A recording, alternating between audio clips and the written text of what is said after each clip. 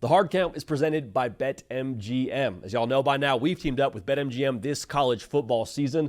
We'll be using their lines to make all our picks, and we'll have special offers for all of you each week. Now, when you join BetMGM, you get access to a variety of parlay selection features like same-game parlays, live betting options, and more. If you haven't signed up yet for BetMGM, use bonus code HARDCOUNT, and you'll get up to $1,500 first bet offer on your first wager with BetMGM. Here's how that works. 1, download the BetMGM app and sign up using bonus code HARDCOUNT. 2, deposit at least $10 and place your first wager on any game. Step 3, you'll receive up to $1,500 in bonus bets if your bet loses. Just make sure you use bonus code HARDCOUNT when you sign up. Let's make this college football season 1 for the books. Let's make it legendary. Let's get to the show. Welcome in to the Hard Count, presented by, wait for it, BetMGM. Got you all season long, man. They're bringing y'all some betting lines. They're going to have everything that we do on this show relative to what's going on in Vegas and the world of college football right here on this show. I'm so fired up for this. They're going to be making sure they're taking care of us as well as taking care of y'all. The first way they're taking care of y'all for week 0, little odds boost token, okay? Hot and ready for whatever game you want to get some action on, whether it's Kansas State, Iowa State, whether it's Stanford, Hawaii. How the odds boost token works: your college football boost token has already been dropped into your account, so no opt-in necessary if you have an account. Add a bet on any college football game to your bet slip, bet up to the specified max stake, and activate your token. If you win your bet with the token applied, you'll score extra winnings. So already, this partnership with BetMGM, presenting the Hard Count today, paying dividends for all of us, man. Fired up for today. It is Thursday, August 21st already, 2025, last one on the face of the planet. As the season gets closer, what are some things that maybe we're starting to see more and more come into focus? Maybe we didn't predict it during our prediction show, but as we get closer to toe, meat, and leather, a couple of things that I think deserve a little bit extra attention. Like, I did my whole college football playoff prediction, and I'm saying this right now, man. I continually, as the days go by, feel worse and worse about not having the Michigan Wolverines in my 12-team playoff. We'll start right there. As the season gets closer, I feel more and more like Michigan is going to contend to be in the college football playoff. I would be not shocked in the slightest if they found themselves in the 12-team dance. Here's how I see Michigan. Michigan, to me, is a lot like Disneyland. A lot of things to like. The rides, you got some concession stands, you get the Mickey Mouse ears depending on what age you are. Like, there's a lot to like there. However, Disneyland for a lot of us has been ruined by one experience. Maybe you got lost in the theme park. Maybe one of those big mascots walking around like a Mickey Mouse scared you. I don't know what it is. Maybe the ride was bad. I don't know. With that being said, for Michigan, the thing that I'm worried about with them, as much as I like all that they have on that defense, all they have on that roster, we think Sharon Moore is going to be one of the best coaches in this sport when it's all said and done at the end of the next couple of seasons. My thing that concerns me that could ruin it for them is the Bryce Underwood freshman moment. When and where does that show up? Because at some point in time, it's pretty fair to say a first-year starting quarterback, much less a starting quarterback that just turned 18 years old this week, there's going to be a moment where he looks like a freshman quarterback. That has been my take. That's why I think Michigan misses the college football playoff. But the more I sit with it, as the season gets closer, what if that freshman moment isn't really all that bad? You know, like what if that freshman moment for Bryce Underwood is, oh man, he threw a bad pick at the end of the first half, cost Michigan points. They stayed down by a field goal, or they stayed tied or whatever. Like Michigan last year, they were horrendous at quarterback. They were allergic to the forward pass last year in Ann Arbor. What if the Bryce Underwood freshman moment, even if it is, you know, something semi horrific on the stat sheet, what if Old Michigan just shows up again and the defense plays great and the run game plays great? And Michigan wins a rock fight 19-13 like they did in the ReliaQuest Bowl against Alabama. Like, what if that's still in play for Michigan? Because I think it very much so could be. The other part of this, a lot of my assumption with Michigan as to why I don't have them in the college football playoff when we did our prediction show was that, hey, there's a lot of teams on their schedule that I think are going to be pretty good in 2025 relative to what they were in 2024. Like, I think Oklahoma takes a massive jump. I think Nebraska takes a jump. I think USC takes a jump. I think Washington takes a jump. What if all 4 of those teams stay relatively where they were a year ago and they're right around 6-6 again? There's no guarantee that USC finds a way to finish games overnight. There's no guarantee that Dylan Raiola goes from being a guy that throws quite a few picks to being, kind of a first-team All-Big. Like, there's no guarantee that those teams just elevate over the course of an offseason. I think they will. I think they'll all be pretty good. But, again, it's not a sure thing. I think Michigan, from a top-to-bottom roster talent level, is in as good a position as anyone in the Big Ten to go make a run at the college football playoff, given their schedule. Like, how many times do we talk about the schedule for Michigan? Over and over again, it feels like. If you get to that game against USC and you have, or I should say this, get to that game against Washington. Washington's later in the year. Get to the game against Washington with 2 losses or less, you're going to be playing Ohio State for a chance at the college football playoff. And I know we've all talked about the game against Ohio State and how, Michigan's found a way to major in the other stuff and all that. Like, Ohio State, they're breaking in a lot of new pieces too. They're breaking in a first-year starting quarterback, 2 new coordinators. Michigan's not doing all that. New coordinator on the offensive side, sure, but like Wink Martindale, they think that defense is going to be even better than it was a year ago if you talk to people that are close to the building in Ann Arbor. So my point in all this is, as much as you think the other stuff in Michigan's schedule with those teams being better or the quarterback growth or all that, like I'm curious if the floor isn't a good bit higher than I'm even assuming it could be. And I think the floor is pretty high, but it wouldn't shock me in the slightest as we move forward and forward throughout this college football offseason if Michigan is sitting there at the end of the year with 10 wins, sitting out of the Big Ten title game and saying, no, we're good on that. We'll play in the college football playoff. And at that point in time, that's where I think things really get dangerous for Michigan because of the fact that Bryce Underwood, I said this a lot, at that point he's played already 12 games. He's no longer a first-year starting quarterback. At that point, you would hope every other part of the roster has gelled, especially offensively, with a new system, with Donovan McCoy, the transfer wide receiver. Like, all the new pieces for Michigan at that point in time are no longer new. So what's the big question that you can have outside of Bryce Underwood as it pertains to Michigan in 2025? I think the question that's most fair/valid to have is, what's the offensive line look like? Because it's probably not going to be as good as it has been the last couple of years at Michigan. At least that's my assumption. That's another factor in baking into me not having Michigan in the playoff right now. But as you sit with that, don't you feel kind of silly asking that question? Is Michigan going to be good on the offensive line? Haven't they always been good on the offensive line? And their head coach majors in the offensive line. He was previously an offensive line coach. He played offensive line. You really think that he's going to roll out there with a subpar starting 5? Doesn't that feel a little bit funny to say out loud or to truly believe in your heart of hearts? When you look closer at the Michigan O-line, too, there's really only one position that they're actually talking about with some level of concern, and that's the offensive tackle.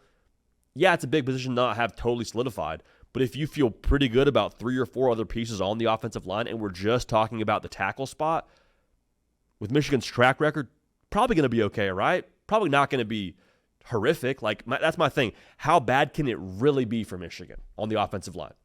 With a mobile quarterback, with an offensive coordinator that's going to have some read option game in there to kind of help the offensive line out, with the defense that they think is going to be awesome, with that schedule, there's a lot there.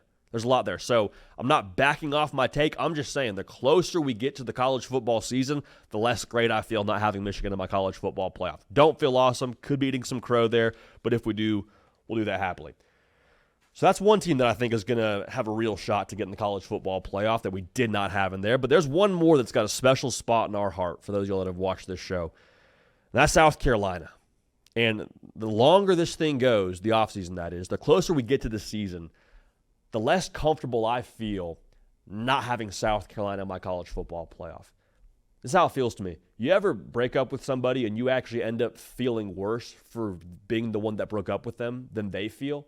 Like, we had South Carolina since the month of November as a college football playoff team. Yes, November last year. I was beating the drum even after the national title game finished.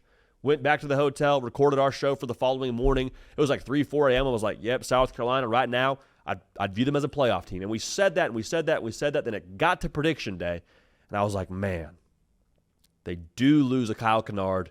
They do lose a Rocket Sanders. They really popped last year. Can they do it again? I got cold feet. Got at the top of the high dive, couldn't jump, and I was just like, South Carolina, it's not you, it's me. I hate this for us. I hate this for myself. Just felt bad emotionally. And the South Carolina fans all responded like, hey, 9-3, we'd be happy with that. 9-3 would be a good year. We're not upset for you picking us 9-3, JD. You're like, we're good here. And I was like, I know, but I said it all year long. I said it all offseason long. And so that's kind of where I'm at right now with South Carolina. But again, the longer I look at it, the concerns that I would have with South Carolina, as I just mentioned, are the supporting cast pieces around your centerpieces on the offensive and defensive side. Like, how much help does Lenora Sellers actually get here in 2025 from this receiving core with his brother, Jaden Sellers, with Nicholas Harbor, who's a phenomenal track athlete, good receiver, starting to round the corner there, Mazio Bennett, a lot of pieces there, right? Dylan Stewart, how much help does he have on the opposite side from the defensive line? Because last year, I think he benefited a lot from Kyle Kennard getting a double team, or Dylan Stewart getting a double team, then Kyle Kennard getting home. You couldn't block both guys. I'm going to start sweating pretty profusely if Rasul Faison, the running back transfer from Utah State, is deemed eligible. Because those that have kept up with that situation since he got to South Carolina know what I'm talking about. You talk to different people and hear different things as to if he will or will not be eligible for this upcoming season. No update at the time of us recording this, but if he's eligible, he is going to be such a dynamic addition to that offense. And as good as Rocket Sanders was last year, especially in specific games, like the A&M game comes to mind for me, where he was a great offsetting piece for Lenora Sellers, Rasul Faison as a receiving threat and just as a runner with the different kind of, I think, genre he runs the football with, a little bit more of a slasher, maybe a little bit more dynamic in space. I think that backfield for South Carolina with Sellers and Faison will be even better than it was a year ago. And if the backfield's elevated, then the second and third level of defense have to give more attention to the offense in that way. So then Nicholas Harbor's job is easier. So then all those guys already mentioned before, their job is easier. So then you should score a lot of points. And then we talk about the defense. Okay, so the offense, you talk about that side of it. If Faison's eligible, that's a massive change agent to me as to what they could be. But the defense, you sit with it and you're like, yes, you lost Kennard. Yes, you lost Nick Eman-Wari. It doesn't make a lot of sense to say that South Carolina's defense is going to be in a good enough spot to make the college football playoff as we sit here right now in the month of August. But then you start to sit with it longer and you're like, man, when has it ever really made a lot of sense for South Carolina preseason to go be a team to go win 9 games last year? BetMGM last year had South Carolina over-under win total 5.5. Won 9 games. It wasn't making sense for us a year ago to pick South Carolina to even make a bowl game. Like, that was a conversation to be had. First-year starting quarterback and Lenora Sellers, Shane Beamer kind of up and down. They finished 2022 really hot and then kind of fell off the wagon.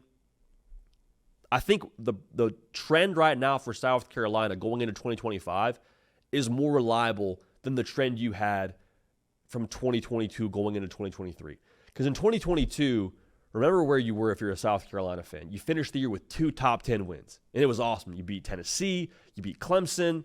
Everyone's buying South Carolina stock that's going out of style. But those 2 games felt like such a massive just like pop from South Carolina in the context of that season going to next season. Not that South Carolina didn't have a good year that year leading into those games, but like those games were massively different sample sizes in 2022 than what you got from the Gamecocks the entirety of that season. That's how it felt to me. Like if you're tracking it on a chart, South Carolina was kind of going like this, pretty steady, pops up a ton in those last 2 games, and then fell back to earth quite a bit in 2023, and it wasn't a great year. 2024 to me, though, with South Carolina, going back to this whole chart, it was just kind of a steady trend upward. Start the year with Old Dominion, not great. LSU game, you should have finished that game with a win should Lenora Sellers stay healthy. It is what it is. And just over the course of the season, got better and better and better to the point where they finished the season 9-3, and you're like, South Carolina has a very valid case to be a college football playoff team. That's what we were saying at the end of last year. So to get back to my point here, the trend of South Carolina from this year to this upcoming season, last year to this upcoming season, is much more reliable to me. It wouldn't take something otherworldly for me to see South Carolina finding themselves in the college football playoff. Yeah, there's a lot you can't solve for right now on the defensive side of the football. Nobody had Kyle Kennard this time last year as the Bronco Nagurski Award winner preseason. Nobody was saying that. Good player, good get for them via the portal from Georgia Tech a year ago, but nobody was saying, hey, that dude is going to change the complexion of the defense. That guy and a true freshman in Dylan Stewart. Nobody said that. So all I'm trying to account for here in this conversation without backtracking my take is do not be surprised in the slightest if once again everything around South Carolina preseason to what they are postseason just doesn't make sense. It's college football. More specifically, it's South Carolina with Shane Beamer as their head coach. It doesn't make sense all the time. But you watch the games, you watch their progress, you watch different guys step up that we're not even talking about right now outside of Sellers and Stewart. And South Carolina, I think, could very well find themselves in the college football playoff. Again, I haven't predicted it. I'm not going to sit here and say I've claimed it for the better part of the last few months because I haven't. But if it happens, it'll be very bittersweet. I'll be very happy for the Notre Sellers. I'll be very happy for Shane Beamer, and I'll be very selfishly just like disgusted with myself internally for not seeing that one through. So I do not have South Carolina in my playoff, but as the season gets closer, I don't feel great about it. Don't feel great about it. You know what else I don't feel great about? My SEC title game is LSU and Texas, and I feel great about both those teams, but when you say that game out loud and what it's going to be for the SEC championship, man, the further it goes, I feel a little silly not having Georgia in Atlanta playing for the SEC. History isn't everything, especially in college football, but history is usually a pretty good reference for things as we move forward, especially when there is a key common denominator in that history, which in this context is Kirby Smart. History says 7 of the last 8 SEC title games have included Georgia. The one game that Georgia didn't play in for the SEC championship was in 2020, and I think you put a total asterisk next to that year in general with COVID. So if Kirby Smart's the head coach, you can feel pretty confident putting Georgia in your SEC title game. Again, I don't have that, and I'm not backing off my logic because I think LSU is going to the national championship. I think Texas is going to be real freaking good. But you start to talk it through as you get closer to the season, which is what this whole part of the show is about. Like, do I really think that the issues with Georgia a year ago are going to persist and carry over into 2025 with Kirby Smart as the head coach? Because what were the issues last year? Outside of the injuries, which that in itself you could talk about. I don't think Georgia will be nearly as snake-bitten when it comes to injuries. But the concerns around Georgia last year was offensive line play, couldn't really run the football that well, and tackling. Okay, Kirby Smart, if you've been listening to what he's been saying throughout the entirety of fall camp, is those things, whether it be stopping the run or running the football, those are about your culture and your coaching staff demanding that and pulling it out of your roster, pulling it out of those position groups to then go execute on the field. And maybe somewhere else, that's just cliche. Like maybe at a FCS school, it's kind of like, hey, we demand to run the football. It's like, yeah, coach, but you got a bunch of Jimmies and Joes and a bunch of guys that, you know, maybe are walk-on kind of caliber players at a FBS level. It doesn't matter how bad you want to run the football. It doesn't actually translate to results, even though you want it so badly, you're going to demand it so badly. At a place like Georgia, when you demand to run the football with the caliber of player they have on the offensive and defensive line, you probably should get results. If that's going to be your emphasis, your priority, all those things, if you're going to focus on running the football and stopping the run, and that's going to be all you care about, you're going to be able to do that with how Kirby Smart has recruited. Like tackling in itself, I mean, Caden Smith knows this, producer for the hard count, 2-time All-Sun Belt safety. Like tackling a lot of the time, it's a want-to thing. Like, a lot of the time, I know there's some dudes that are just freak shows running the football or freak shows when it comes to what they are tackling, but like at the end of the day, usually it's one will versus the other will, technique versus technique, repetition versus repetition. Like, have you prepared enough for this moment? Do you want it badly enough to go tackle that guy with the football? All right? It's a want-to thing a lot of the time. All right? So for Georgia, some people are maybe questioning like the overall roster talent they have relative to the rest of the sport, because long gone are the days where Georgia just cherry picks every single 5-star and they show up there with 35 stars and you got one. Those days are long gone because the portal exists and player mobility exists and NIL exists and all that. But here's the thing. Even if Georgia's not 3 deep on the defensive line like they used to be, they're still, 2-ish deep? And the rest of college football is trying to be 2-ish deep, where Georgia has more depth than I think the rest of the sport still. Like, even with the playing field, quote-unquote, leveling for the rest of the sport with what Georgia has on their roster, Georgia still has more than everybody else. And Kirby Smart has said as much at different pressers throughout the course of his time at Georgia in the last year or so with the evolution of the portal. Hey, the sport itself is deteriorating with how we build our roster. Yeah, we have less depth here at Georgia. We still have more than the rest of the people we're playing, more often than not. So going back to what I said a second ago, if those are your questions about Georgia in 2024, if Kirby Smart is prioritizing those things being fixed, I feel pretty good about them being fixed in 2025. Why? Because that's his DNA. Defensive coach, he's not going to settle for his team not tackling well 2 years in a row. Also, we know what defensive coaches, when it comes to what they do on offense, want to run the ball. Georgia's going to run the football just fine here in 2025. I feel pretty confident saying that. So what I'm not as sure about relative to this discussion with Georgia being in the SEC title game, a big reason why I didn't have them in this game, I'm not sure about Gunnar Stockton just yet. I'm not. And that's, I don't think, unfair because we've seen him start, one football game in the playoff, and he played well. I thought he played well when he came in against Texas as well in the SEC title game a year ago. But he's less talented than what they had with Carson Beck throwing the football for the duration of last season. Okay? How much does that matter? I think is a fair question to push back with there, which is what I'm doing during this segment. On paper, was Stetson Bennett like more talented than a Jacob Eason or a Jacob Fromm or a Justin Fields? No. Now, what was around him was still really freaking good. I'm not discounting what that defense was for him in 2021, but you hear what I'm saying here.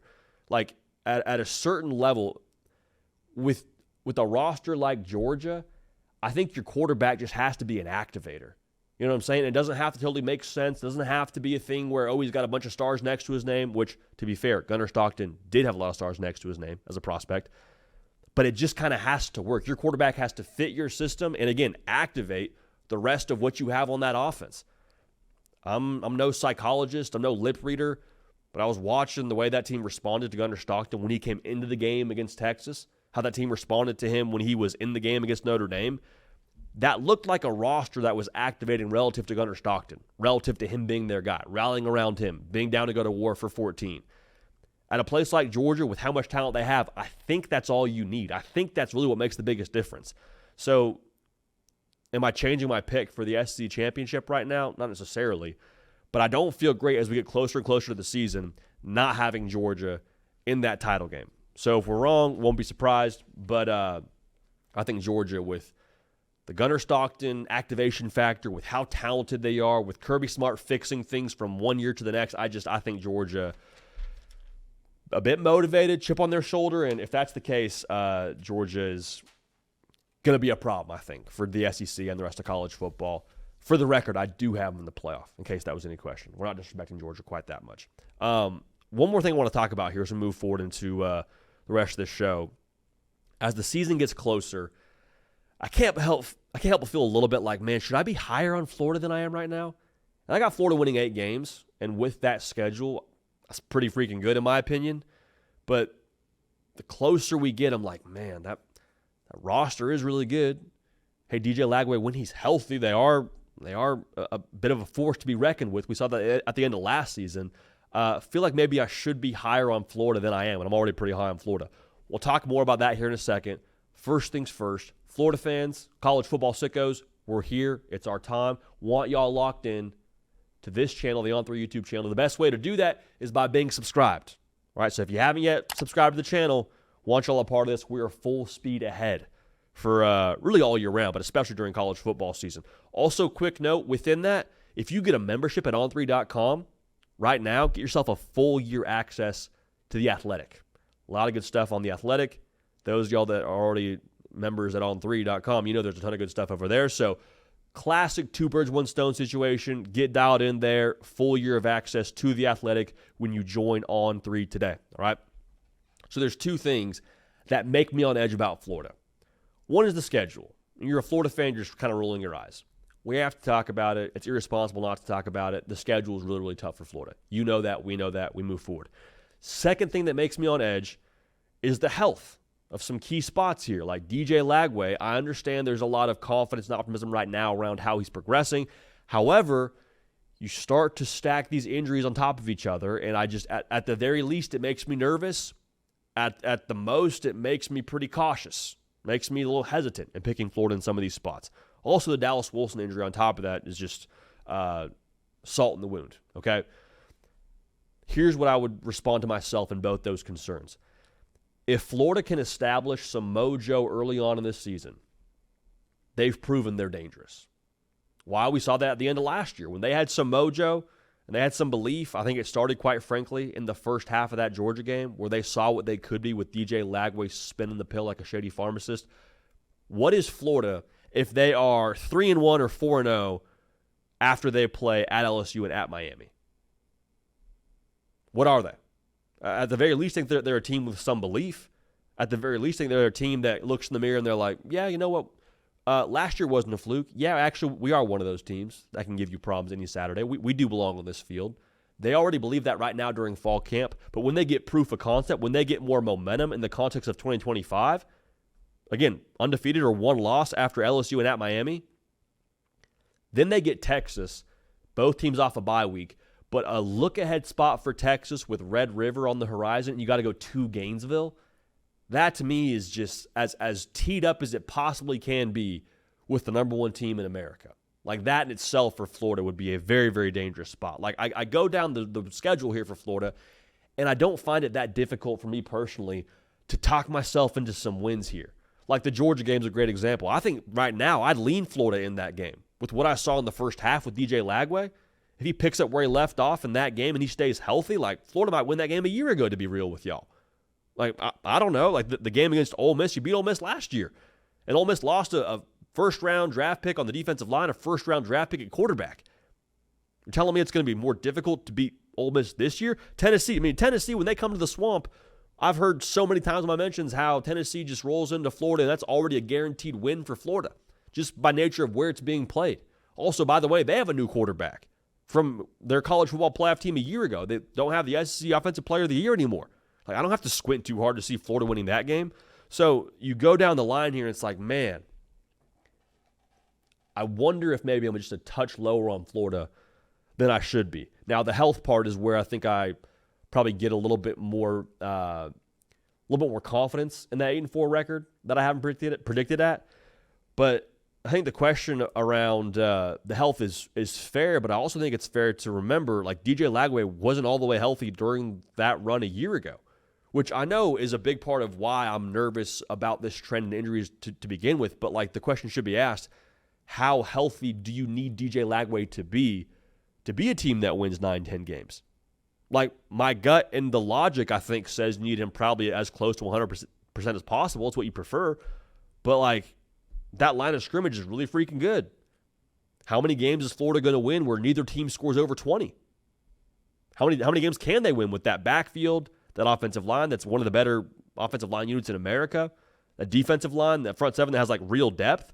Like, how many games does Florida win this year with, you would hope, a full health DJ Lagway? But if history continues to prove itself as an indicator for the future and Lagway is not 110% healthy the entirety of the season, how many games does Florida win like Michigan won last year, where your quarterback play isn't awesome? It's not an air-it-out kind of affair, but, like, you just beat the other team over the head with a club, and that's kind of how it goes on that Saturday. I think Florida has that capability to them.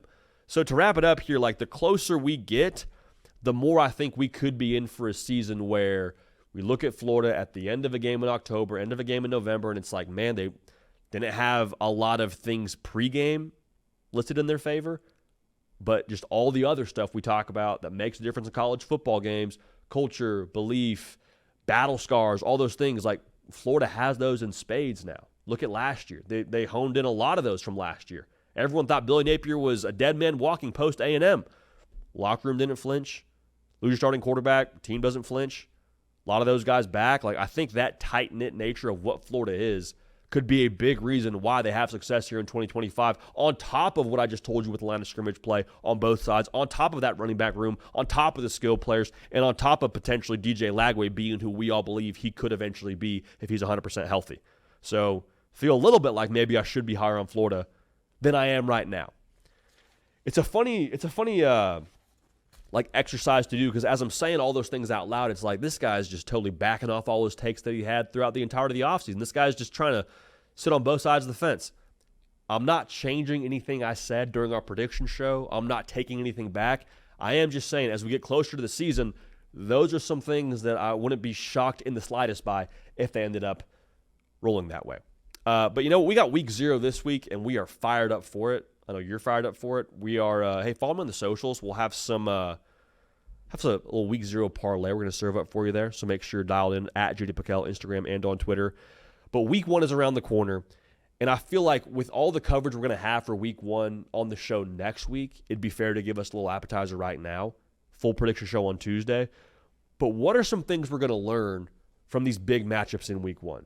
Now, in week 1, I don't think you define a team, but it's information. And with information comes conclusions, and from conclusions, you hold those loosely, but understand, like, there is still things to be learned from these games with Texas at Ohio State, with Notre Dame at Miami, so on and so forth. So let's start with that game in the noon window, big noon kick. It's going to be the game of the week, in my opinion, up there with LSU Clemson. What are we going to learn from this game with Texas going to Columbus, Ohio? For me, with Texas, the thing that I'm most interested to learn is, like, how far along is Arch Manning? Because we have talked so much in a glowing fashion around Arch's decision to say, you know what, I don't need to play right now. I want to take my time, get comfortable in college, comfortable in a college system, get in the weight room a little bit, sit for a little bit. Does he look like a guy who sat for 2 years in a college system? Or does he look like a first-year starting quarterback who is just that, a first-year starting quarterback? And let me say this, it is going to be inevitable. The guy will make some mistakes. He's human. His heart beats the same as you and me. Like, it's a human being, all right? He's going to be imperfect. If he goes 24 for 24 with 5 touchdowns, I shudder to think about what the media coverage will be that following week. I digress. What I'm curious to see within those mistakes is, are they mistakes that he very quickly corrects during the game? Are they mistakes that we see in bunches at critical moments? Because I think if he is taken the last couple of years and treated them the correct way, which I believe he has, there's going to be some imperfections, but they won't be the killers, and they won't be the ones that show up in the first quarter and the third quarter and the fourth quarter. We'll see him course correct, I think, here pretty effectively, because this is kind of a throwback of sorts for Arch Manning with the process he's taken from sitting at Texas for a couple of years, waiting his turn, now getting his chance. Like, I use this comp a lot for first-year quarterbacks. I'd prefer they are like a nice steak. Like, they get there and we let them sit for a little bit, let them marinate, let them season, throw them on the grill, low and slow. We're not trying to have this thing burnt and well done. We're taking our time with Arch. What does he do? We see low and slow results from Arch Manning when he gets on the field against Ohio State? I think we will, but to what degree, we'll learn. We'll get a chance to learn. Other thing I want to learn, how does this wide receiver room measure up for Texas against this Ohio State secondary? Because this Ohio State secondary is going to be one of the best in America. I fully believe that. Texas, a lot of talent, a lot of unproven in there.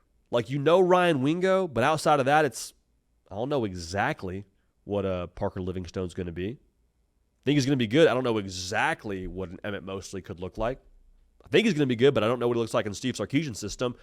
You'll get a really good barometer for what they are in week 1 against the secondary. Now, if they don't look awesome, I'm not overly concerned. I'm just saying this is a good jumping off point to see what their progress could be the rest of the season. Ohio State, what we're going to learn there, staying in the quarterback realm, Julian Sain's going to start for you. How conversational is he in this offense? Notice what I said, conversational versus fluent. If he's fluent, that means he's going from first read to second read to third read, no problem. Why? Because he speaks the language. When you're speaking a language fluently, you're not having to think about it. You're just doing it. Julian Sain's a first-year starting quarterback with a new play caller in Brian Hartline that he didn't have a year ago with Chip Kelly. Like, Julian Sain sat in the quarterback meeting room with Chip Kelly as the OC. Now it's Brian Hartline. What's the progress there? What's the update there? Because if he's fluent in this system, not just conversational, like, Ohio State's going to be darn near impossible to stop offensively. So I don't question the arm talent. I don't question what they have on the perimeter. It's just a matter of putting it all together.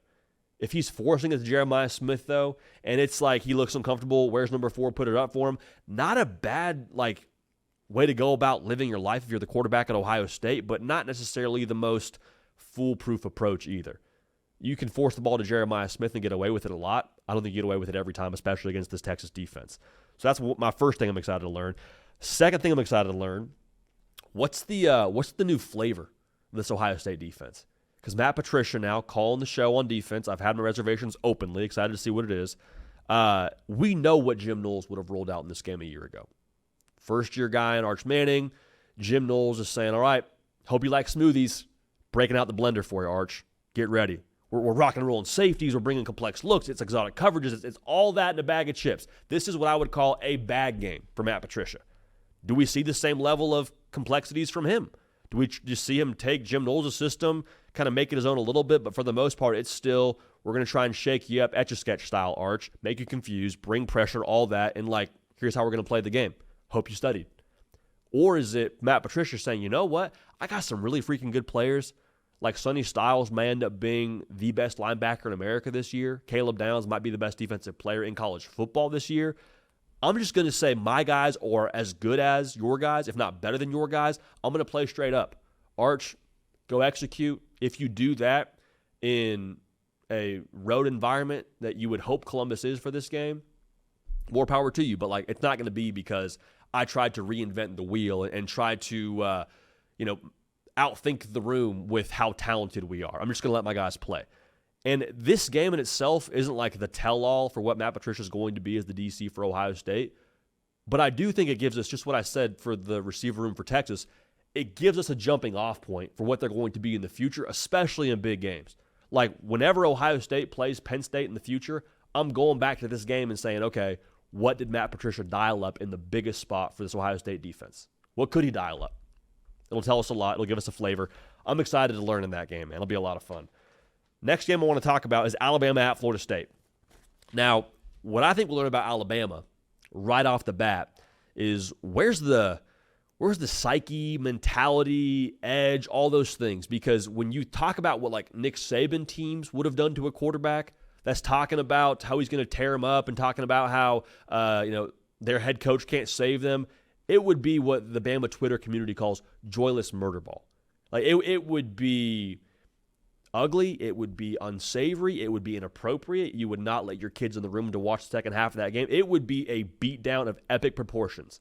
Why? Because that's what Nick Saban demanded from his defenses every single Saturday. But there'd be an extra dose of intensity when you have a quarterback talking his smack going into a game. Not something you really want to see teams do. Not something you want your quarterback doing. But Nick Saban's not there anymore, as Thomas Castellanos reminded us. And everyone's so eager to question Kalen DeBoer, and is he intense enough? Is he cut out for Alabama? I think he is. I think this game will give us a really good thermostat as to what that year two culture is under Kalen DeBoer with how they respond to Florida State and the cash they've been talking all offseason long, specifically A1 Tommy C. Now, other thing I want to learn, how much do you trust Ty Simpson, Kalen DeBoer, early on? Now, I want to be careful how I say this. The trust in a quarterback from week 1 to week 14 is going to grow, evolve, change, all those things. I feel very confident saying Ty Simpson will have more runway with Kalen DeBoer in week 12 than he does in this game against Florida State.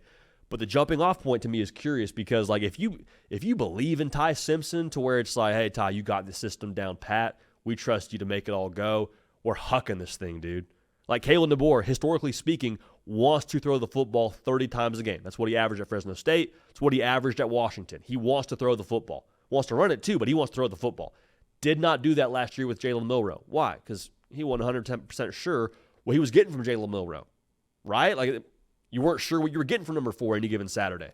Do you trust Ty Simpson enough to call your offense how you would like to call it? Is I think something worth noting. If they're extra conservative, it's like, okay, we trust Ty Simpson enough to be the starting quarterback.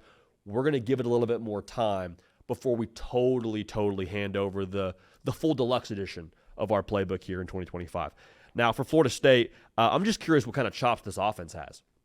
Like, I don't think anybody is breaking news saying that Alabama is in a pretty good spot to go win this football game. I mean, Florida State was 2-10 last year, and a gross 2-10 last year. Doesn't take a lot of courage to say Alabama's going to win this football game if that's the way we end up picking it. But I just want to see, like, how far along are we in the Gus Malzahn system for Tommy C. and Deuce Robinson and Squirrel White? Like, the X factors of what this receiver room is at Florida State, do we see guys separate when Alabama stacks the box? Because that's what I would do. Knowing what Thomas Castellanos is as a runner and knowing what that backfield wants to be under Gus Malzahn, they want to run the football. I mean, Gus Malzahn at UCF ran the ball 60% of the time. That's who he is. He's going to make you stop the run. And when you do that, if you're Alabama, if you commit extra guys to the box, is there a plan B for Tommy Castellanos and Gus Malzahn? Do these receivers have the ability to separate against one of the best secondaries in America in Alabama and find a way to go get it and keep Florida State in this game?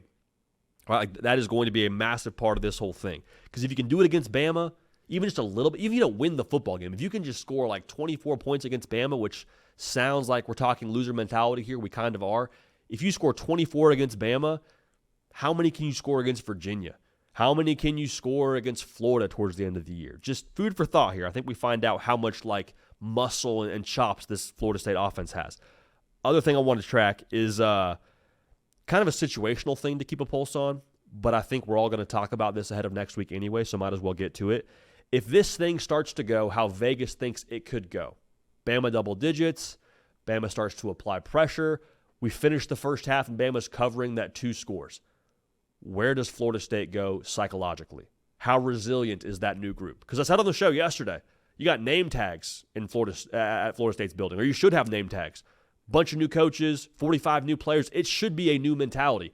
But if it starts to go left, does that new mentality show up in this spot? Or is it, ho-hum, woe is me, this was last year's story for us under Mike Norvell, oh gosh, oh boy, go in the tank, bad body language. Curious to see what that looks like. And I'm curious to see if we even get a chance to see what that looks like, quite frankly, because of what Tommy C says is going to happen. But a lot to learn there for Bama and Florida State. I can't wait for that one. Should be a lot of fun and a lot to be taken from week 1, especially in that game. Now, if you don't think Ohio State-Texas is the game of week 1, you're probably saying it's because LSU at Clemson is going to be so awesome. I don't have a ton of pushback for you in that discussion. What can we learn about both sides in this one? For starters, for LSU, I think it's been so interesting how they've talked about this game. It's about Clemson. It's about Clemson. We've got paw prints on our bags in the weight room that we're hitting. We're focused on Clemson and only Clemson. Like, you even talk to people outside the building that cover LSU, and they say, yeah, man, for better or for worse, it's about Clemson for this LSU team.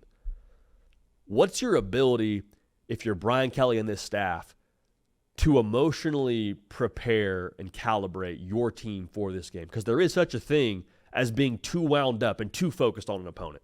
It sounds funny to say, but like, roll with me here. There is a world where LSU is so pent up emotionally and energetically for this game to where they go out there and it's like, you get out of the blocks hot if you're a sprinter and you generate so much power early on, you pop a hamstring. Like, if LSU just puts so much pressure, they're just tight and don't play their best football against Clemson, and Clemson just mollywops them, which I don't see happening personally. I think it'll be a great game. I think it'll be a close game. That would be on Brian Kelly. That would be on this staff. I don't think it's a talent thing necessarily between these two teams for who's going to win. I think a lot of it has to do where is LSU at emotionally relative to saying this is the Super Bowl for them for week 1. I love the lip service. I'm curious to see how it translates in practice for a team like LSU with all the talk around week 1 and all the talk, quite frankly, for them about winning a national championship internally. Not just me saying they should win the national championship. It's a lot of talk within that building as well. I digress. Other thing I want to see for LSU, can that offensive line run block how they need to run block? Because last year, Garrett Nussmeier, over 4,000 yards passing, awesome, kind of had to throw for 4,000 yards. The running game was non-existent. If LSU can get north and south in the run game enough against Clemson, I'll be like, okay, that's what I need to see. Because if you can do it against Clemson, you can do it against anybody. That front 7 is littered with not just NFL draft picks, probably first-round draft picks. Like Clemson probably has two top 10 picks potentially on that defensive line in Peter Woods and TJ Parker. Not to mention what Will Heldt could be for them up front. So if you can run the ball against Clemson, like even just enough to get me excited, I think you learn that the LSU offense is going to be real dynamic here in 2025. All right. Now for Clemson, I'm really curious to learn, kind of in the same vein of the psychological aspect for LSU.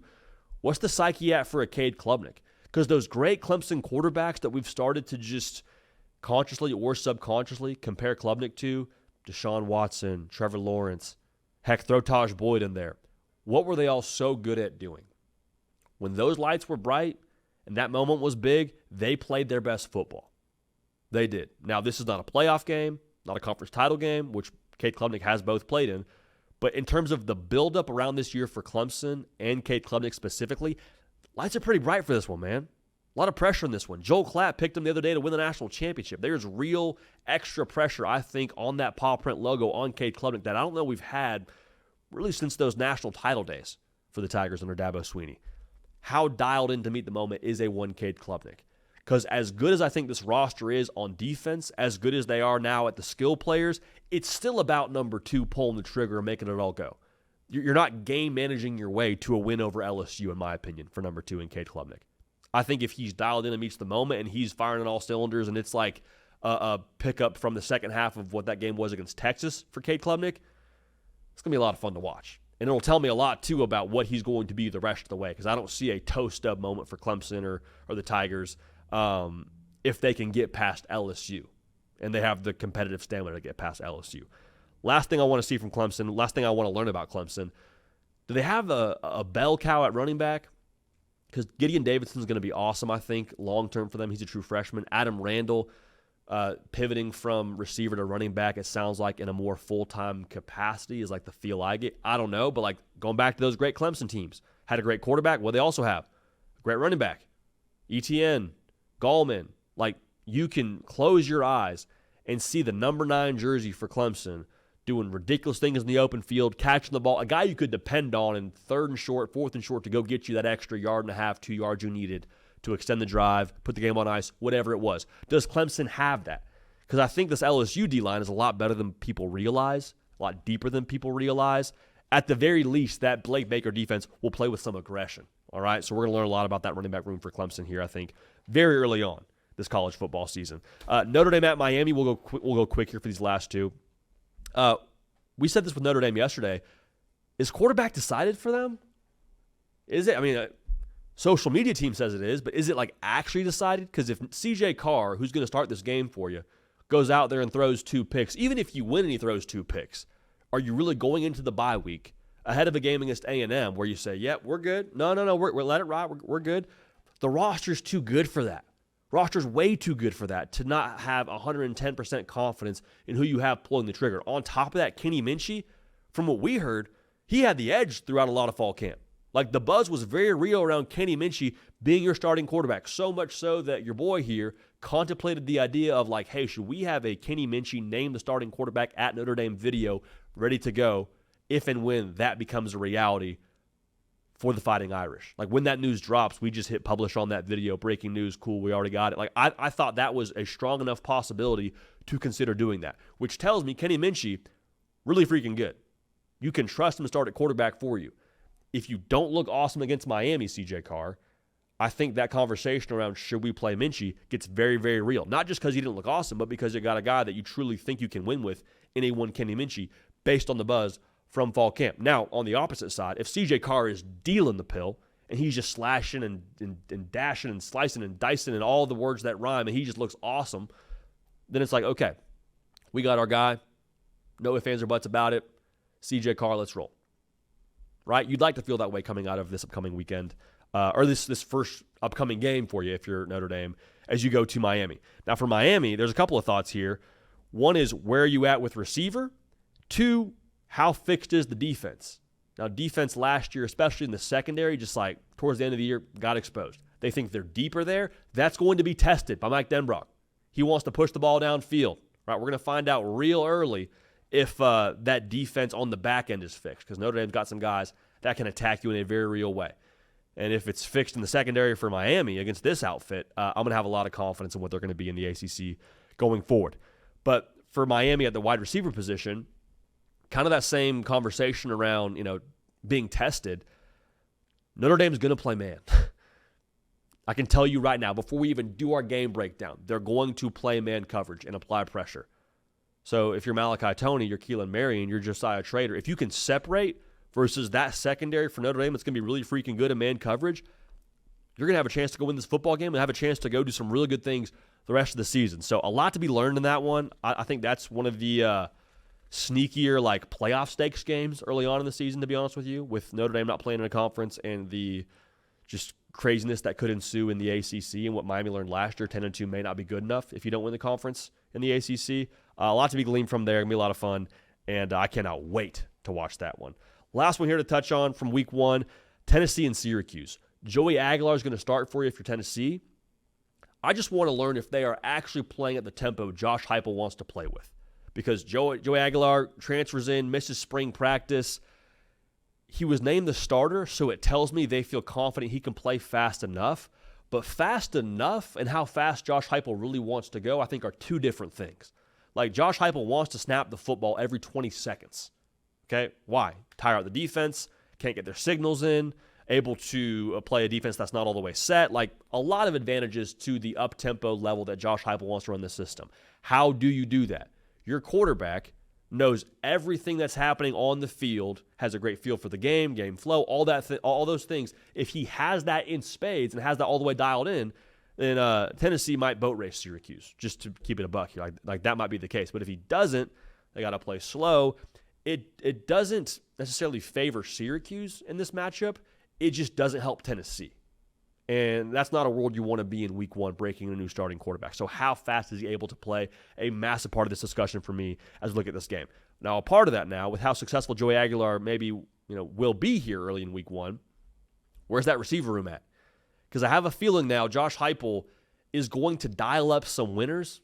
You know what I mean? Like Josh Heupel, I'd be surprised if he doesn't have a couple of guys schemed open, even if the personnel isn't where you need it to be just yet in week one. But we keep talking about those freshman receivers. Going to have to play a role. Rodarius Jackson, Travis Smith, going to have to play a role. How far along are they to where you can count on them in week one? Because you'll have to count on them in October. If we can count on you in week one, I feel better about counting on you when we go play against Alabama or when we play at the end of the year against a team like Florida. Very, very curious to learn the trust level and the development level from both those sides early on in their collegiate career for the Vols. For Syracuse, though, my biggest question is this. Does this Syracuse team have the same Fran Brown traits that last year's team had? And there's a lot of different ways to unpack that. But if you watched Syracuse football last year, you know this. Every single time they took the field, they had the same sort of approach. It was going to be gritty.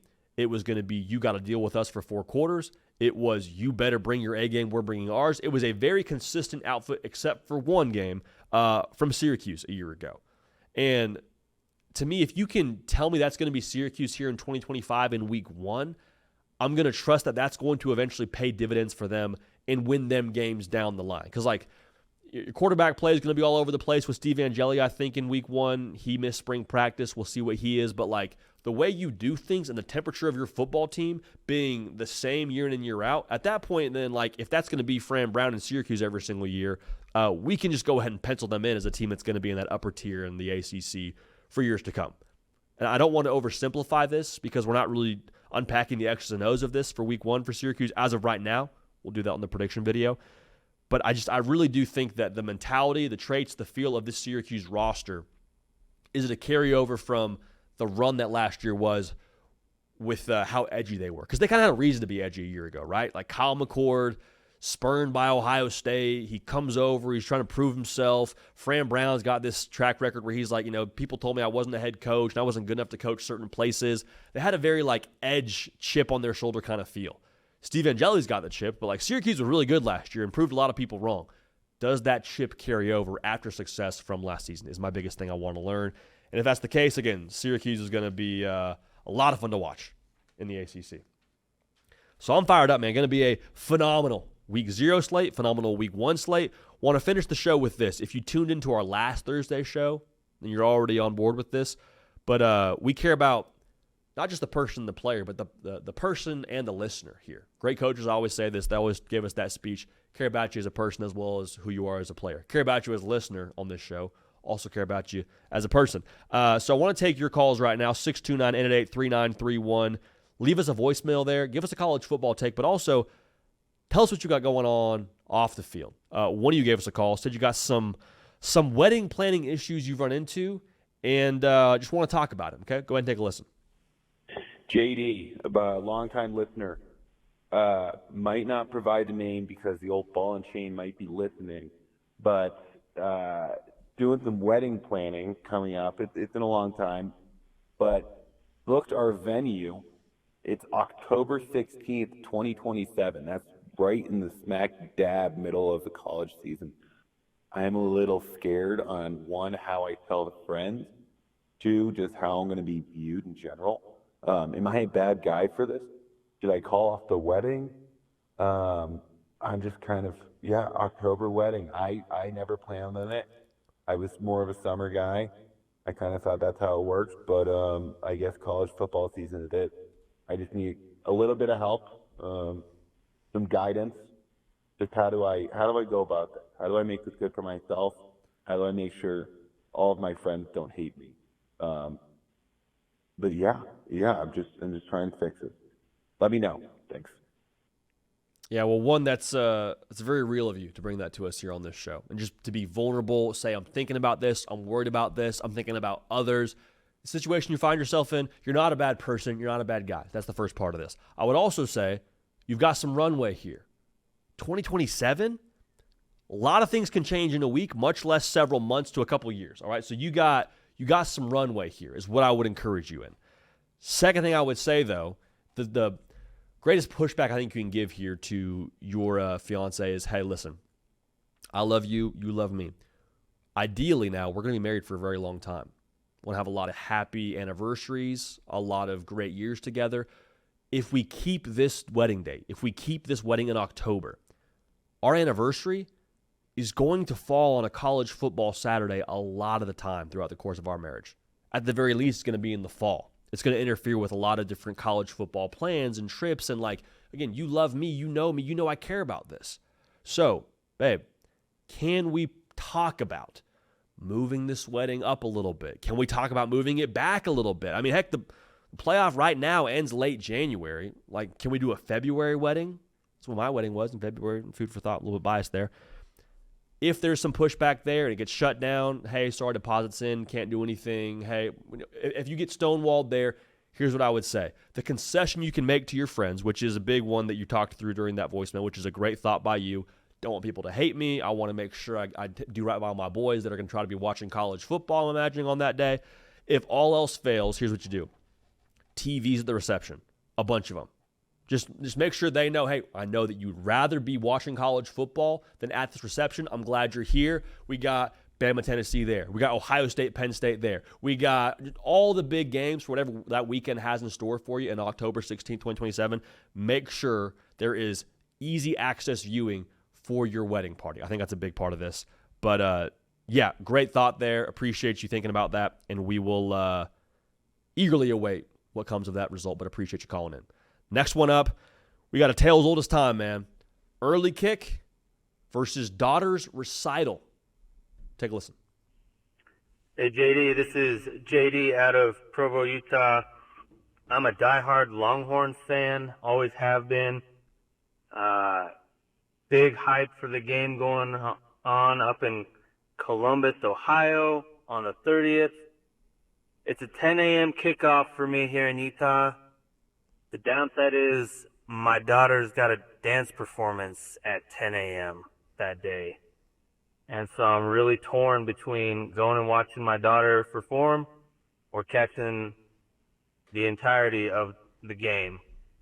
I could probably catch the second half, but then I'm missing the whole first half of the game, and I'm really torn about it. So put yourself in my shoes. Let me know what you think. Okay, a couple of different options here. But I want to start with my bias on the front end. I have a daughter. There's going to be a day where she has a recital, she has a soccer game, she has something going on to where I need to be dialed into what's going on college football Saturday, but also we're all trying to be good dads. We're all doing our best here, just trying to make it all work and check all the boxes here and try to do our best we can do. So with that being said, here's what I would say. I personally believe that on Monday of that following week, let's say you go to the recital and you miss the first half of the Texas game. Worst case scenario, right? Miss the first half. You will feel much worse missing the recital than missing the first half of the Texas game on Monday, right? Not a football guy answer. That's a dad answer. That's how I feel. We're going to keep it a buck. You're going to shoot you straight. So that's how I feel. That's one part of this. But I would say a lot of ways to adapt, improvise, overcome. Here's the thing. Winners find a way. Winners find a way. And I'll tell you what, you're a winner. You're a winner. So here's what we're going to do. A couple of options. One, embrace modern tech. Bring a phone. Make sure it's charged. You can pause YouTube TV on your iPhone. Okay, so you can roll up to that recital. They got a bunch of other things going on before your daughter takes the stage. Boom, we're dialed in. Archer's first drive, second drive, defense looks good, whatever. Watch that all the way through. Recital time for your daughter. Pause the show. Pause the show that is the game. Pause the game. Recital. Awesome. You're dialed in. You're winning Dad of the Year. You got flowers. You're talking to your wife next to you saying she's doing so great. Can't believe that's our girl. Awesome. Recital finishes. Next number. Back to the game. Don't care about somebody else's kids. You're there to watch one performer only. When their set is done, you're right back to YouTube TV on the phone. That's option A. Option B, go throwback. Okay, we just described the RPO game, kind of the modern offensive approach to this whole thing. We're talking wing tee. We're talking 3 yards in a cloud of dust. We're talking leather helmet football. You record the game. I know you winced a little bit hearing that. I know it doesn't probably fit the top of the wish list category for you, but just hear me clearly. How bad do you want it? Can you challenge yourself enough to push through and record the first half of that game and go airplane mode on the phone? We're not getting ESPN notifications. We're not getting text from buddies. We are airplane mode. That thing is a rock or it's a camera. One of the two. One of the two for that, however long that recital lasts for the first half of that football game. So you get back to the crib and you're watching on the TV screen. You're like, awesome. I'm enjoying this thing in real time in its entirety, and I'm not having to deal with any external noise, any outside buzz, whatever. I'm watching the game. I'm doing it for myself here. And you know what? I was a good dad in doing that. Not that you're a bad dad if you don't go, but I think you'll be a much more internally gratified dad should you stay the course, should you watch this game outside of the context of this recital. So a lot of ways to skin the cat, but let us know what you decide on. One more thing I'll say. Did some digging for you. You're in BYU country. BYU doesn't play till that night. So that makes me think a little bit like the fans around you will not be as dialed into the college football world until later in the day, making me think that you're going to be in the clear even more so to put the phone up, not worry about what's going on in the college football world for that little moment of time you won't get back with your daughter, and you can find a way to get it done. So let us know what you do there, but we appreciate you bringing it to the show. Appreciate both of y'all bringing your off-field issues to us. Again, 629-888-3931. Going to have a lot of fun with that this season. Appreciate y'all adding in and sending us your thoughts, issues, concerns, situations over on this show to unpack it together. Again, person and the listener on this deal. For Caden Smith on the ones and twos, for myself, Jody PicKell, so fired up for this year. Again, the hard count presented by BetMGM. Going to have a blast of a year. Appreciate y'all making this show what it is. We're going to keep this party rolling. We will see y'all next time.